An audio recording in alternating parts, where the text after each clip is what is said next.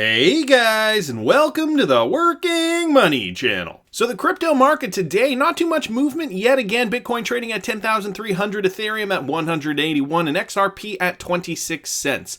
The market cap is at 264.9 billion, and BTC dominance at 69.7.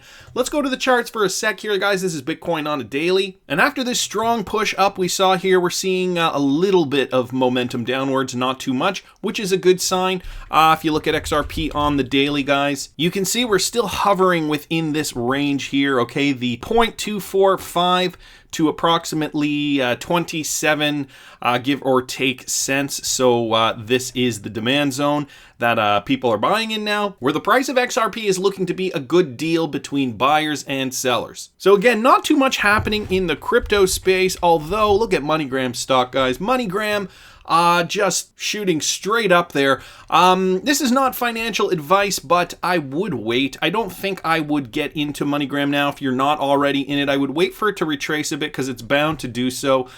Because look at what happened here. After a huge gap up from June 17th to June 18th, we did see a huge sell-off, right? Because a lot of people were taking profits. Sell-off, price was coming right back down, and then it retraced within this zone here. Okay, a good level of support for buyers and sellers. Okay, we saw it bounce off this level here, came down, bounced off this level, and then shot right back up.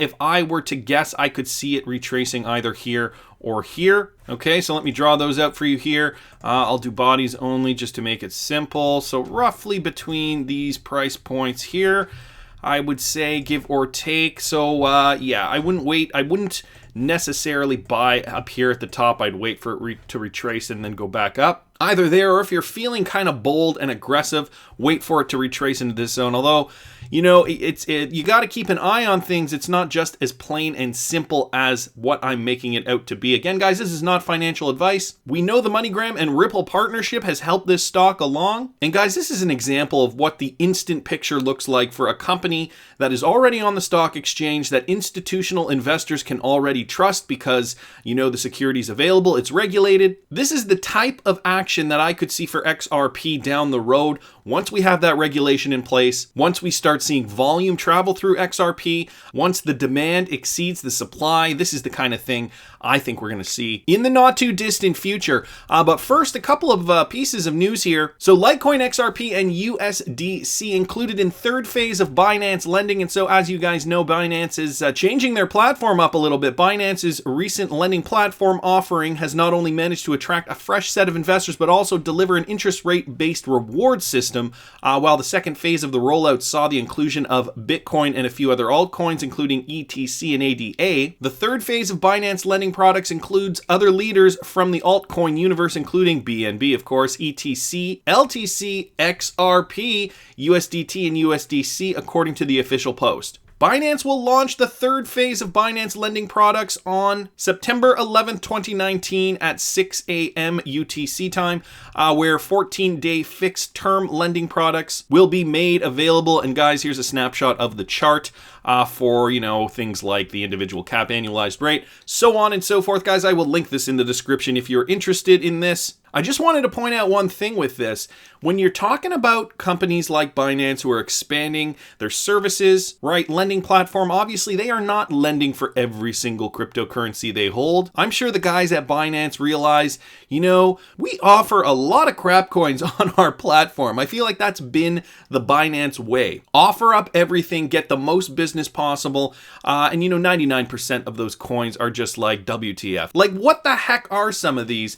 But you notice that the ones that are important are the ones that are being pushed for things like this example here, the lending platform, right? When you look at other exchanges, you know, when they're making pairings, you're noticing XRP on a lot of those lists as well. So guys, something to keep in mind when investing in cryptocurrency. Just a little tidbit of information there for you.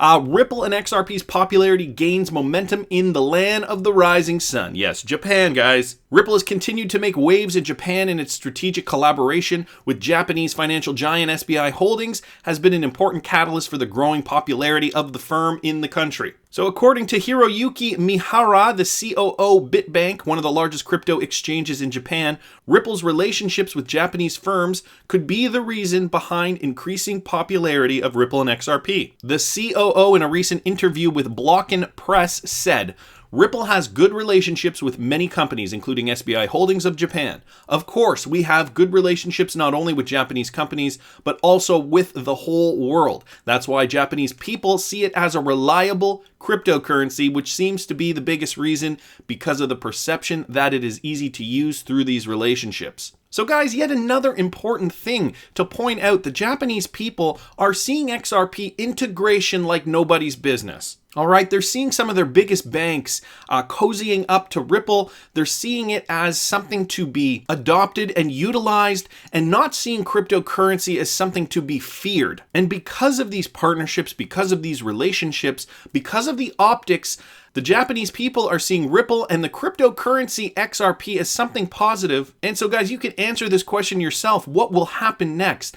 Adoption will likely be more seamless in a country like Japan than it will for the rest of the world. And this is why Brad Garlinghouse was saying, most of what we do here at Ripple is educating the world about what we do. The tech is sound. They have no problems there. The cryptocurrency, XRP, obviously better than Bitcoin in so many ways for transferring value. But what it's really about is the optics and getting those networks on board. And speaking of getting everybody on board, we need cryptocurrency regulation. So former US Congressman calls for nuanced cryptocurrency regulations. And nuanced because not all cryptocurrencies are built the same way, and they will all be used for different purposes eventually. So former United States Representative Harold J. Ford has argued that Congress should have a nuanced approach to regulating cryptocurrencies. In an article published on CNBC on September 5th, Ford said that lawmakers and regulators should develop clear regulations towards digital currencies. He noted a comment, and so this is important as well, guys.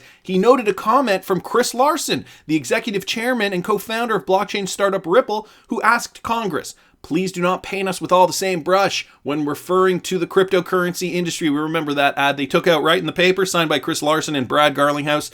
So separate crypto from Libra. Ford specifically addressed the issue of social media giant Facebook and its not yet released Libra stablecoin. Ford urged lawmakers to separate the cryptocurrency industry in general from the Facebook matter.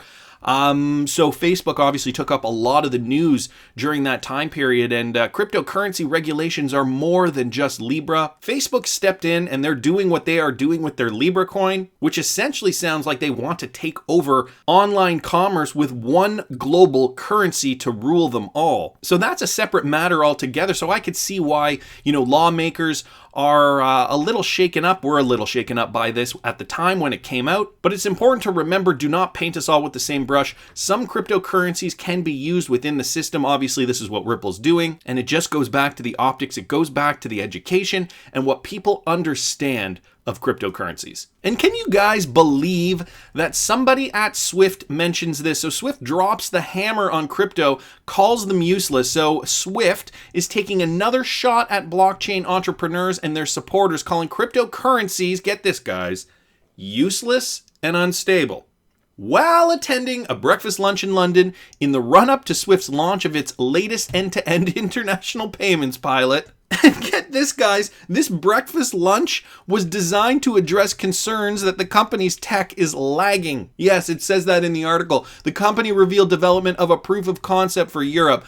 Okay, big deal. The test pilot has reached sub 1 minute payment times between Singapore and Australia, reports FinTech Futures. Good for you guys. Standing O. Seriously. I hope you realize that your competitors have been doing this for years already. According to a Swift spokesperson at the event, cryptocurrencies go down in value like a yo-yo. They're useless and unstable. And even if crypto companies do make it stable, it's still a basket of currencies. Clearly, whoever the Swift spokesperson is has no idea what they're talking about. Values are going up and down right now in a spec market. But the fact of the matter is, even if XRP's value were to remain volatile, it still wouldn't matter because the transactions happen for all intents and purposes pretty much instantly. Would you rather be exposed to the volatility of fiat over several days or even several hours in some cases, Or would you rather be exposed to the volatility of any cryptocurrency for 3 seconds? In this case, I'm talking about the cryptocurrency that was designed to do this,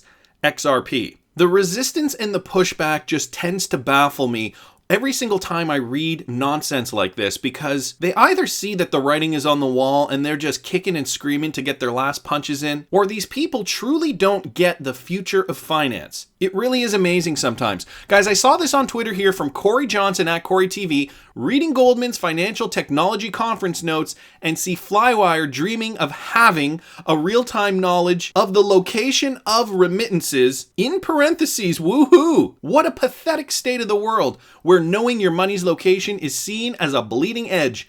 XRP for the win, and even though Cory Johnson does not work for Ripple anymore, he is still tweeting out tweets like this. Makes me think Ripple has given him a pretty good package, including a lot of XRP on the side. So this was sent to me from T-Ferg Trades on Twitter. I don't want to forget to say that, so thanks so much T-Ferg Trades for sending me this. And for those of you guys still waiting for the spike, you got to remember, you have to be XR patient. This from XR patient _0. Now, I don't know if that XR patient 0, as in, patient 0, the first one to get the virus, or XR patient because you don't mind hodling for longer than most people. Well, his tweet says this: last time it took 5 years of hodl for XRP to moon. Most of us have held XRP for only 2 years. Good things come to those who hodl. And I love this little hand-drawn chart here. 5 years, 2 years. Exactly. It's as simple as that, guys. Good things come to those who wait, but I want to hear what you think. Please subscribe to the channel if you haven't already. Like the video if you like the content I'm providing. I always love hearing your comments.